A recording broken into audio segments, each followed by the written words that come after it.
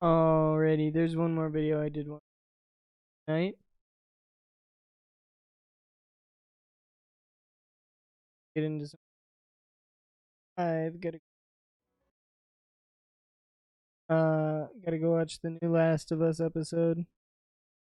So we'll get this video out the way. I'm excited to watch this. I always love the MrBallen videos. Oh, hydrate.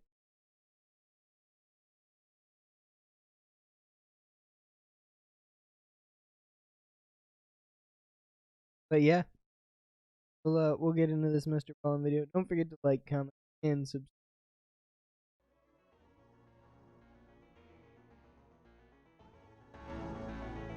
Our stories typically have really big plot twists at the end, and today's story is no different. However, the plot twist today is so unexpected, so abrupt, so shocking, so horrifying that I thought it would be interesting if you all tried to guess the ending as you're watching it, and you put your guesses in the comments section, and then we'll see if anybody comes even remotely close to what the ending actually is. Kind of curious. Put yours in the description below too. I'll give my guess at the beginning once I get a little bit of an idea. I gotta be honest, I don't think anybody is gonna guess this one. But before we get into that story, if you're a fan of the strange, dark, and mysterious delivered in story format, then you've come to the right place because that's all we do, and we upload once a week. So if that's of interest to you, please change the 4th song on the like button's sleep playlist to the loudest heavy metal death music you can possibly find. Honestly, I wouldn't even be mad. Also, please subscribe to our channel and turn on all notifications so you don't miss any of our weekly uploads. Okay, let's get into today's story.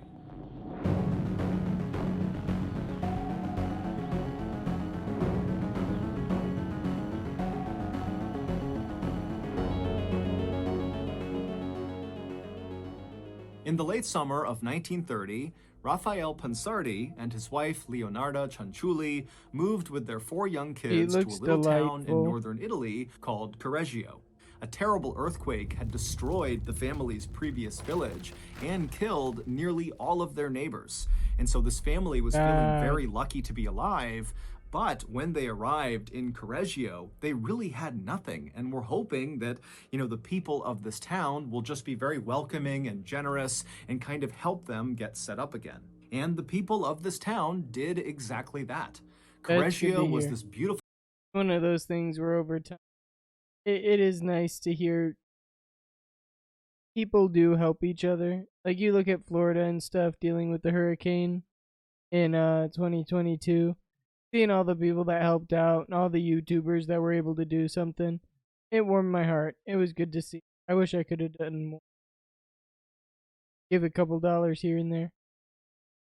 Beautiful place inside of a fertile valley where people lived in these cottages surrounded by rice fields and mulberry trees. And the people who lived there were very tight-knit and looked after each other and cooked for each other and had parties together. I mean, this was a real community. And so when Raphael and Leonarda arrived, the townspeople immediately found them this cute little cottage by a stream with a whitewashed front door and a beautiful stone hearth for cooking. And there was an attached storefront on this cottage that they were giving them. And then on top of that, once the family had moved in, the family's new neighbors helped get Raphael a job, and they also helped Leonarda set up the attached storefront that was part of their cottage so she could sell her homemade soap bars out of this shop. And so very quickly, the family just completely fell in love with Correggio, especially 36-year-old Leonarda. Losing her home and her previous neighbors in that terrible earthquake had been a tragedy on epic scale, but it was far from the first tragedy that Leonarda had been forced to live through. Leonarda had been born into poverty. Her mother had actually come from a very wealthy family. Or do I feel like this is gonna be some ghost shit? I think that's my prediction. If it's ghost related, I'm counting it. But they had cut Leonarda's mom off when she became pregnant with Leonarda. And so when Leonarda's mom gave birth to her, she blamed Leonarda for their poverty and all of their problems, and so beat her relentlessly. And then on top Oh of that, goodness. Leonarda's father That's no died when good. she was very young, and so she was stuck at home being abused constantly by her mother. When Leonarda was 21, she met Raphael and fell in love with him, and he was a very kind and gentle man. He really made a very strong first impression on anyone who met him. But when Leonarda went to her mother and introduced Raphael to her and said, "I'm going to marry this man, I love him," her mother flew into a rage and then literally cursed Leonarda. She actually out loud muttered the spell and then told Leonarda that I was wrong. It took the other weird route. Bells. Interesting. Interesting. because of the spell, Leonarda would have evil following her forever. Now, of course, Leonarda was very used to her mother's terrible behavior, and so she did not actually think she was at risk of this curse affecting her life in any way. But not long after actually marrying Raphael, Leonarda began to see evidence that this curse might actually be real. It started with Leonarda having these sudden fits of seizures for no particular reason, and then Leonarda, every time she got pregnant, she would miscarry and lose the baby. And so That's feeling really terrible. sad and desperate because all she wanted was a family, Leonarda actually went to a fortune teller in hopes that they would tell her that in the future, her life got better, not worse, which to Leonarda meant, the curse was not real if my life improves. But after this fortune teller took Leonarda's hands and studied her palms, she looked up at Leonarda and gave her grave news. She said, "Leonarda, you're going to have living children, but they're all going to die young.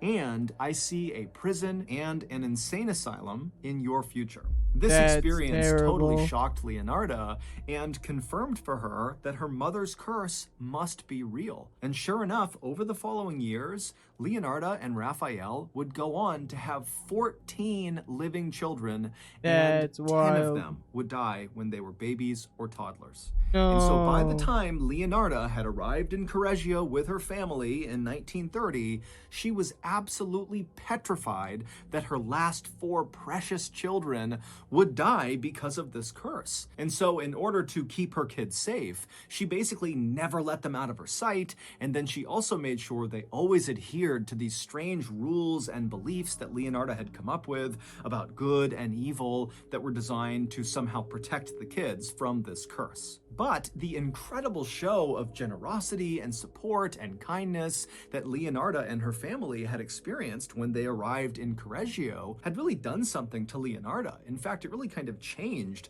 the way she viewed the world. Suddenly, she was less concerned with this curse and how to protect her family from it, and instead, she was just kind of content. She felt safe. She felt happy. The women in the town That's loved good. Leonarda and always came by the house to say hi to her and eat some of the amazing tea cakes that she would make. And also, Leonarda had become best friends with this woman named Virginia, who was a former opera singer from Milan, I who was feel very like elegant Leonardo and did something beautiful. And wrong. every time she went A drastic change in personality might mean crazy happened. I'm willing to bet Leonardo did something wrong. to a dinner party, she would invite Leonarda. And also, Leonarda and her family were becoming financially stable really for the first time ever. Leonarda's soap shop that she ran out of their cottage was really successful. People came from all around to buy her soaps because nobody could make them like she could. And Raphael's job as a clerk was very steady, and he too was becoming well respected in town.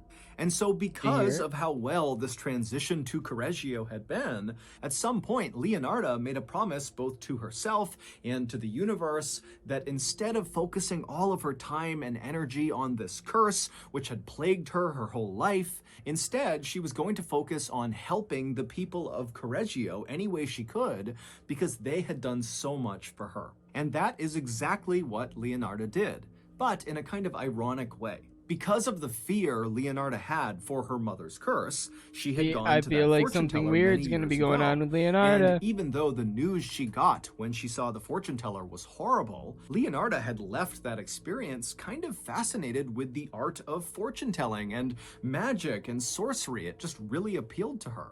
And so now that Leonarda was running this very successful soap shop out of her house, there were all these people coming from far and wide that would ask to barter for her soaps. Bartering is like trading one item Really? for another item versus paying for something outright with money. And so Leonarda began bartering with these travelers whenever they had books about fortune telling, about magic, about sorcery, about how to make potions, about the I wish we occult. had And more after times like reading that through all nowadays. of these books and learning as much as she could, Leonarda, in addition to selling her soaps, began offering fortune telling services to the people of Correggio.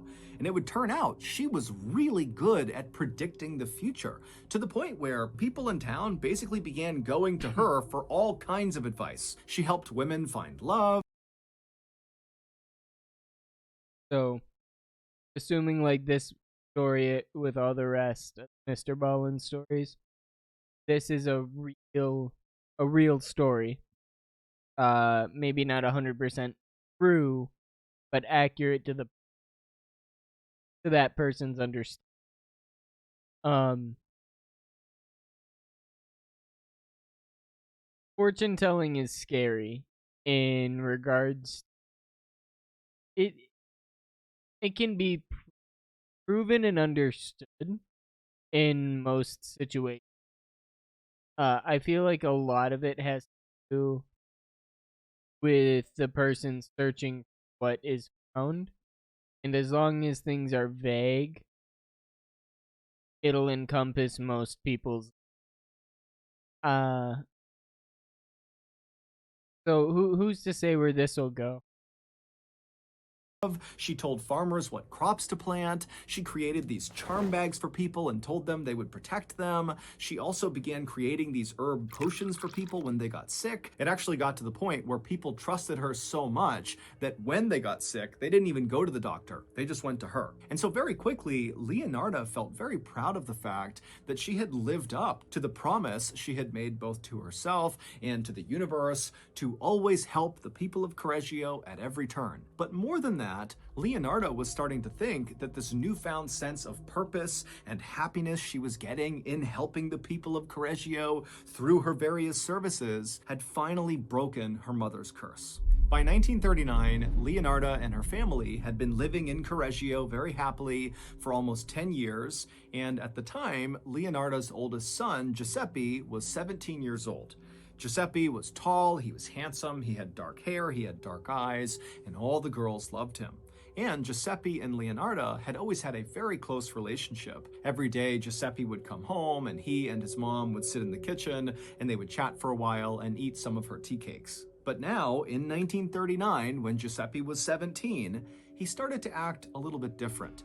He would come home, and instead of going into the kitchen to sit with Leonarda, he would just go straight to his room and shut the door. And when Leonarda or Raphael would ask him, hey, is everything okay? Giuseppe would get very defensive and say he was fine and to please just leave me alone. But to Leonarda, it seemed really obvious that her son was not fine, and she thought, Giuseppe maybe he messed has some up. sort of secret he's keeping, and that's what's making him act this way. He's hurting on the inside, but he can't share it with the world. But Leonarda had no idea what this secret might be. And then one day, late that same year, Leonarda was walking through town when one of her neighbors came up to her and said, "Hey, are you aware that your son, Giuseppe, has signed up for the military and he's leaving for training in just a few months?" Leonarda had not heard about this. People were talking a lot about World War II. When is it your business to go around talking? Like, I can understand being proud and excited, but like, hey, did you know? Like, come on. Give the kid some space. That's weird. I don't know. Maybe that's just me. Which had just started around this time, but Leonarda had never considered that her precious son would go off to fight in that war. But now Leonarda realized that Giuseppe's recent strange behavior suddenly made sense. This was the secret he was keeping. He had joined the military and he hadn't told his family. Leonarda turned around and went straight home. She went right into her bedroom, shut the door, and she just sobbed. To her, it felt like her mother's curse was back, and now her precious son was going to go off into the war and he was going to die, unless she found a way to combat this evil that was now following her again.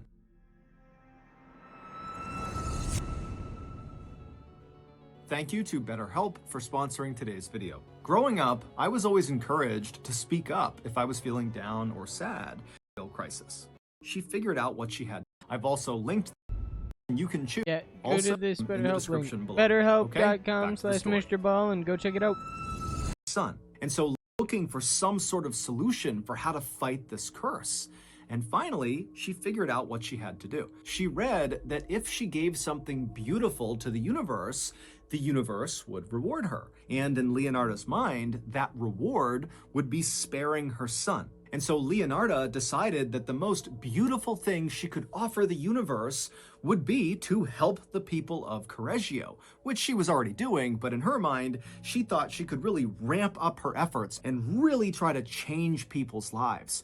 And she thought if she could do that, the universe was sure to notice and it would save her son's life. Leonarda decided that the first person she would really go above and beyond to help inside of Correggio was a woman named Faustina. Faustina, who was in her 70s, was desperate to get married, but to many people in town, including Leonarda, she seemed kind of beyond help. She was totally antisocial, she was awkward, and just kind of given her age, it seemed like marriage was just not in the cards for her. But this is where Leonarda thought she could step in and change everything for Faustina. She would find her a husband. So Leonarda reached out to Faustina and told her about a friend of hers, a man who lived in a city to the north, who was also alone in his old age and who was likely looking for marriage, and she could set them up if Faustina was interested. And so Faustina was immediately interested and wanted to meet this guy, but Leonarda did tell her that, this guy, the reason he's not married is he's kind of difficult to be around. He's kind of a jerk, but he's got a wonderful heart. He means well. I think he'd be a great fit for you. And so again, Faustina's like, great, I want to meet him. I want to marry him. I'm ready. And then finally, the day came when Faustina actually went to this other town and met this guy in person, and they fell in love. And Faustina just moved right in with him. And before long, she was sending happy postcards back to Correggio, telling everyone about how happy she was and how thankful she was for Leonarda's help in setting them up. And so Leonarda was obviously thrilled not only for her friend's happiness. Is it gonna be something weird like her mom or her husband or her son were like making these things happen for her? Something crazy like that? But also, it really felt like she had checked the box in terms of really going above and beyond to help someone in Correggio in an effort to get the universe to spare her son. But her son was still a couple months away from leaving for training, and Leonarda, she's very superstitious, and she's thinking, okay, I don't know if that was enough to get the universe to save my son, and so I need to find somebody else I can help. So, in September of 1940, Leonarda began her next good deed project with another woman in town. She was a widow in her 50s named Francesca. She had worked as a teacher, but when her husband got sick, she quit her job, and then when her husband ultimately died, she was left with nothing. So Leonarda reached out to Francesca and told her that she, Leonarda, would be willing to reach out to her own mother's rich family to see if maybe they had a job they could finesse for Francesca.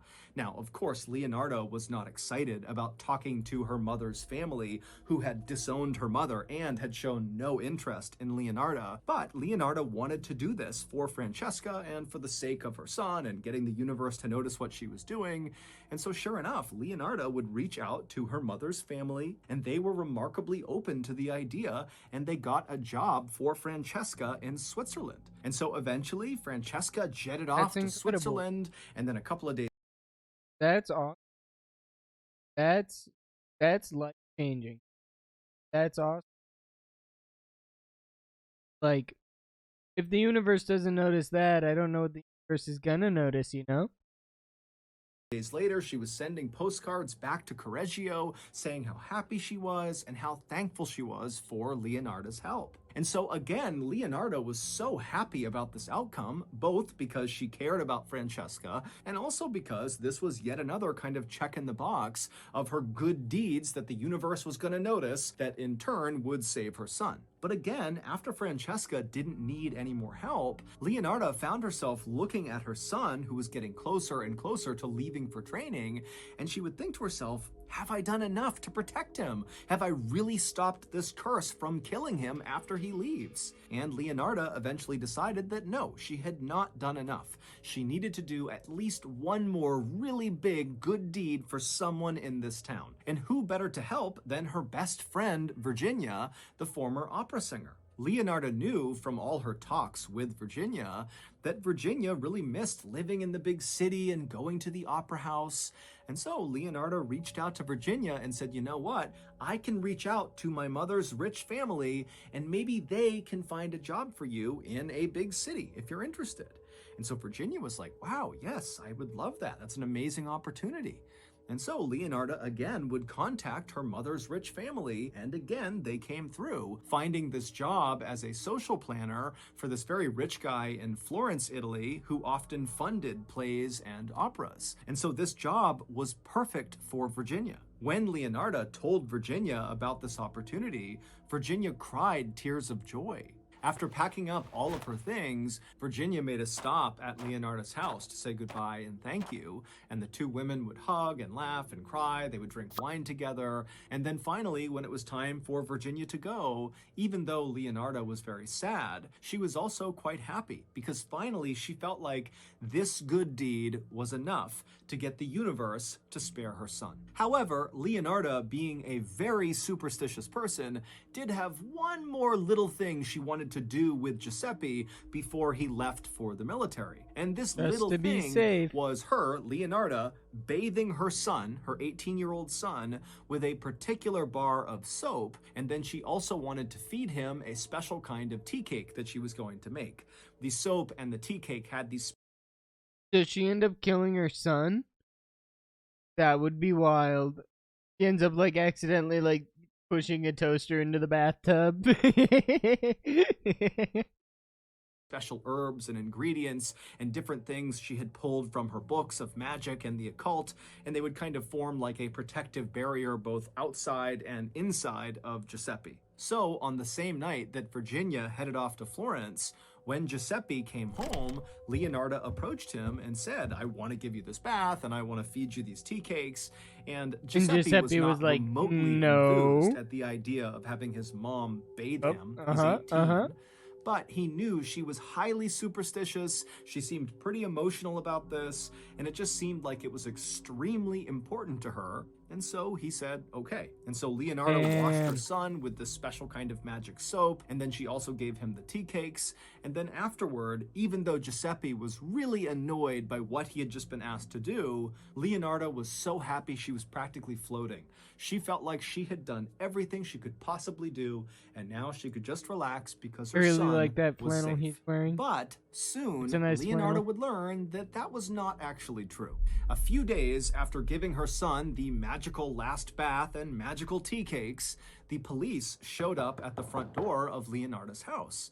And when she opened the door and saw the police, she asked what was going on, and the police would say to her, hey, the 3 women that you supposedly helped that left town recently, they've all been reported missing by their families. They don't know where they are. And so Leonarda, she was totally shocked by this, and she said, no, that's not possible. I write to them all the time. That's wild. I get postcards that come in very regularly from all of them. And then Leonarda went and got the postcards and showed the police, like, look, I'm talking to them. How could they possibly be missing? And so the police, they would look at these letters and they would agree with Leonarda that it is pretty strange that she'd be getting these very authentic seeming letters from these women if these women were also missing. And so eventually the police would leave and they would tell Leonarda that they would be in touch if they needed anything.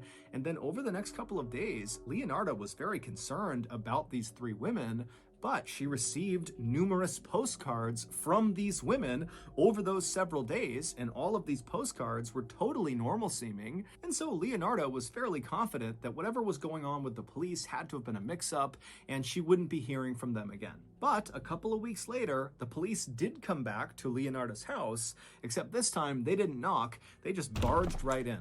After the police had spoken with Leonarda that first time, they did some digging on these letters that she was receiving, and they managed to trace them all back to their start point. And it turned out all of these letters from all 3 of these women were originating from one place. It was this little town to the north of Correggio. And when police went to this little town, they discovered that these letters that were starting in this little town were all being mailed by the same person. And they got a physical description of this person who apparently was pretending to be these three women. And the description was of a Oh, tall, handsome young man with dark hair and dark eyes. It was Giuseppe. After the police that's barged into crazy. Leonardo's house, I they had a went feeling straight to it'd be Giuseppe's Giuseppe room, where they somehow. accused him of murdering those three women, and then they hauled him out of the house and brought him to the station to question him about where he dumped the bodies. When the last Yep. police officer left Leonardo's house, Leonardo walked outside and just stood there wondering what she was going to do. It was like she had done everything in her power to protect her son from this curse, but somehow this curse she knew had done this to her son. And so now she knew there was only one thing she could do. Without saying anything to her husband, Did she he went kill her? inside, she got her things, Did he kill and she the? began making her way to the police No station. At this way. point in her life, Leonarda looked much older than her actual age of 46. She had very gray hair, her face was very wrinkled, and she was stooped over, and she was always carrying these charm bags and magical potions and little stick figures that she claimed protected her family. And so her overall appearance when she wandered into the police station was that of a very frail old woman who was also very strange. And so Leonarda hobbled Yeah, her there's way no up to way the she front did desk, it. and in a trembling voice, she asked the attendant if she could speak to the detective who was working on her son's case. And then a moment later, she was led into an interview room where she was told to wait. And then a little while later, the lead detective walked into the room. He sat down across the table from Leonarda and he said, "What can I do for you?" And immediately Leonarda said, "My son, Giuseppe, is innocent." And the detective, when he heard this, he was not remotely surprised. In fact, this is fully what he expected this conversation was going to be.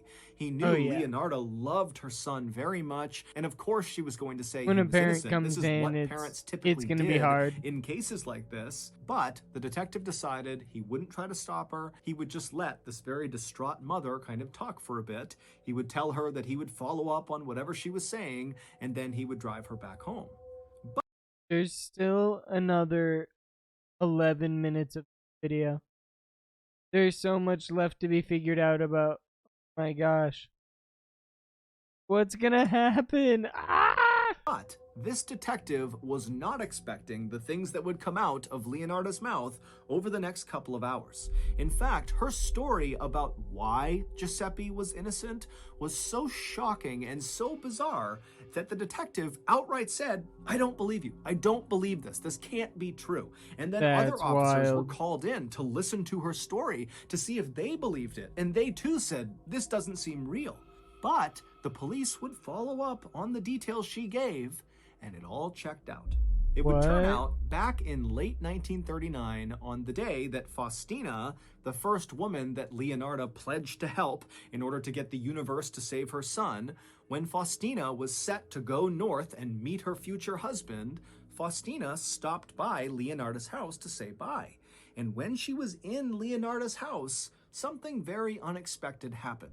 When Faustina walked into Leonarda's kitchen where Leonarda was, Faustina was so excited about meeting her potential future husband that her hands were shaking and she was smiling ear to ear. And so Leonarda said to Faustina, "Hey, you need to calm down." And so she handed Faustina a glass of wine. And so Faustina took the Oh. wine and she had a couple of sips of wine. And right away, Faustina started feeling dizzy. And before long, she was grabbing the table just to keep from falling over. It would turn out the wine was poisoned by Leonarda. And so Faustina, she's kind of What? looking up at Leonarda. And Leonarda Is she trying to, like, give souls to the universe? Oh my god.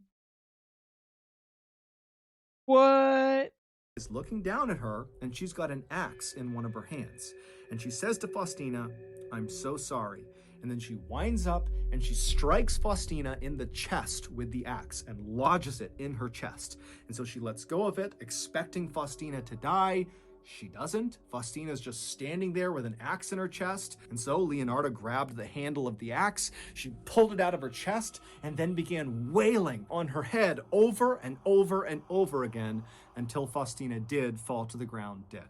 Then Leonarda lit a fire under her Oh, big metal pot on the stove, and then she cut Faustina's body into 9 pieces. She drained the blood out of the body into a bucket, and then she chucked those 9 pieces into the pot on the stove and began to mix them with caustic soda, which is a powerful dissolving agent that's used to make soap. And then she boiled the ingredients, her body parts and this caustic soda, for hours. Faustina's body slowly turned into this horrible black mush inside of this pot, and Leonarda was watching this the whole time, and she just had a look of total disappointment as this was happening. And then at some point, she just took the pot off the stove and dumped the ingredients, Faustina's body, down the septic tank. And then Leonarda waited for Faustina's blood that she had dumped out to coagulate, which means it became semi-solid. And then she heated it up in the oven and then ground it into flour. And she would use that flour to make tea cakes, which she fed to her friends the next day, as well as her son, Giuseppe. Leonarda also asked her son to mail some letters for her from the little town to the north where Faustina had supposedly gone. These letters, of course, were written by Leonarda, pretending to be Faustina to give the impression that she was still alive and well. And Giuseppe, when he was told to go mail these letters, didn't think anything of it. He was used to doing errands for his mom. Even though Leonarda basically got away with killing Faustina, her plan for Faustina had not really gone the way Leonarda had hoped. When she boiled Faustina's chopped up body parts and this caustic soda, they didn't really mix the way she wanted them to. Leonarda was convinced that the reason for this is because Faustina was too skinny, and so there wasn't enough fat on her body for the mix to be perfect. So Leonarda had come up with another elaborate story, this time for another woman, Francesca, about that job in Switzerland she got through her mother's rich family. Of course, none of that was true, and when Francesca came by Leonarda's house to say goodbye to her, she was offered a glass of poisoned wine, and after she sipped from it, she became dizzy, and then Leonarda showed up with an axe and hacked Francesca to death. But again, when the body parts and the caustic soda were in the pot on the stove boiling together, they were still not coming together the way Leonarda wanted. And so again, Leonarda, with a look of disgust, just dumped the pot down the septic tank and wound up making tea cakes from Francesca's blood. Then the next day, she fed those tea cakes to her friends, as well as Giuseppe, and she also asked Giuseppe to send a few more letters from up north. These letters were, of course, from Francesca. Still feeling totally unsatisfied with how the last 2 killings had gone, Leonarda moved on to her third target, her best friend, Virginia. And this time, when Virginia came by Leonarda's house to say goodbye, everything went to plan. Leonarda was able to poison Virginia, she killed her with the axe, she chopped her up, she put her in the pot, and this time, the 9 chunks of her body mixed beautifully with the caustic soda. And so after adding a few fine perfumes into the pot, Leonarda was finally able to create the thing that she had not been able to create with the other 2 women's bodies. And that was a beautiful, rich, creamy bar of soap.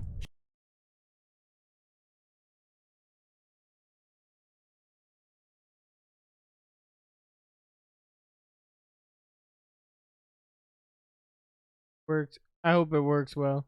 That's all I can say. She also, again, made tea cakes from Virginia's blood. That night, when Giuseppe came home, Leonarda demanded that she be allowed to bathe him with her magic soap, i.e. the soap made from Virginia's body. There's no and so way. she did that. She scrubbed him with Virginia's body soap, and then while she was doing that, she fed him the tea cakes that were made from Virginia's blood. It would turn out Leonarda did in fact believe that in order to save her son from this curse, she would need to give something beautiful to the universe. And at first, she really had believed that the way to do that was by helping the people of Correggio above and beyond anything she had ever done before. But at some point during her interactions with Faustina, the first woman, Leonarda had decided that, you know what, that wasn't enough. She really needed to make sure that her son was going to be safe. And so the only way really that Leonarda could guarantee her son would be safe would be if she actually took a life and gave that back to the universe. That would save her son. The reason So she Leonarda did it wound up 3 taking times. 3 lives and not just 1 life is because she also decided that as an extra protective measure, she wanted to make sure that she actually bathed her son, literally, in the body parts and kind of essence of the life she had taken. And so that's where the idea of the soap came in. However, the first 2 women, their body parts didn't mix right, and so she couldn't turn them into soap. But then Virginia came along, and her body did mix with the caustic soda, and so Leonarda was able to make her soap. She was able to bathe her son with Virginia's body and feed him Virginia's blood. And so in Leonarda's mind, she had done everything she could to protect her son at that point. Leonarda would ultimately be sentenced to 30 years in prison, as well as 3 years in an insane asylum, just as the fortune teller had predicted. Leonarda died in 1970 when she was 76 years old. As for her family, they fled Correggio, and 3 of her children. See, if she wouldn't have believed in that, do you really think she would have turned out as crazy as she did? She didn't believe the fortune teller as strongly as she did. Do you really think she would have done all this? Changed their names and vanished. And her prized son, Giuseppe, who she had killed to protect, had gone on to join the military, and he would go to war, and he either was killed in combat or simply changed his name and vanished as well. So that's going to do it. If you got something out of today's episode and you This was wild. Thank you so much for sticking through all of 36 minutes of this wonderful video. Go check out MrBallen. His video's in the description below. As always, I appreciate you coming to check out everything, and don't forget to like, comment, and subscribe. I appreciate it. See ya.